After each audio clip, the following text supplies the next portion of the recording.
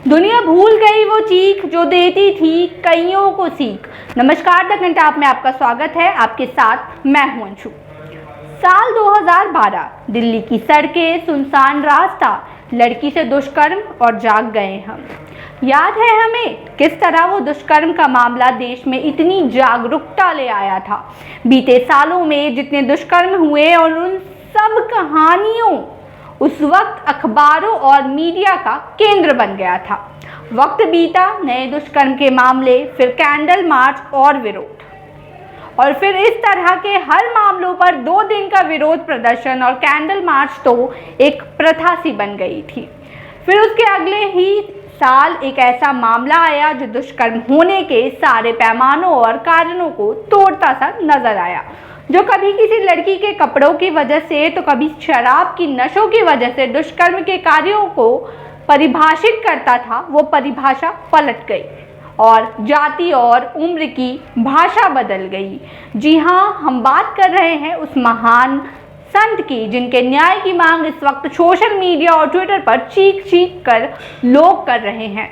वही शख्स जो बाबा और संत कहा जाता है, जिसे साल 2013 में एक नाबालिग के दुष्कर्म के मामले में गिरफ्तार किया गया था, जिसे साल 2018 में तमाम सबूतों और गवाहों की वजह से उम्र कैद की सजा मिली, जो जेल में जाकर स्वास्थ्य कारणों का हवाला देकर जेल में आयुर्वेदिक दवाओं के नाम पर नशीले पदार्थों का सेवन भी करता था। पर आज किस मानसिकता की तरफ बढ़ रहे हैं हम? क्यों वक्त के साथ भूल जाते हैं हम कि 9 साल पहले नाबालिग की चीख, उस माँ के आंसू। सरकारें तो बदलती रहती है। साल 2013 में वो केवल एक दुष्कर्म करने वाला दोषी संत था, पर आज उसे एक निर्दोष और उसके आज़ादी की मांग सिर्फ इसलिए उठ रही है कि वो एक हिंदू संत है। ये किस दौर में गुजर रहे हैं हम? बदलते सरकारों और उनके एजेंडों के साथ लोग अब सही और गलत का फर्क भी भूल गए हैं।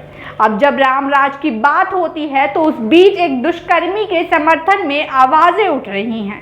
क्या कुछ कह रहे हैं लोग ट्विटर पर? एक नज़र इस पर। वेदिका सोनी लिखती हैं, justice delayed, justice denied to Sant Sri Asharam Bapuji being innocent. Judiciary didn't give decision on the basis of evidences which proves 100% innocence of Bapuji. Even bail not granted, even one day. Enough is enough.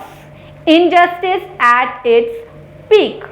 देर से न्याय मिलना न्याय ना मिलने के बराबर है। श्री आशाराम बापूजी निर्दोष हैं। न्यायपालिका ने पुख्ता सबूतों के बल पर फैसला नहीं किया, जो कि बापू को 100% सही साबित करता था, और उन्हें एक दिन की बेल तक नहीं मिली।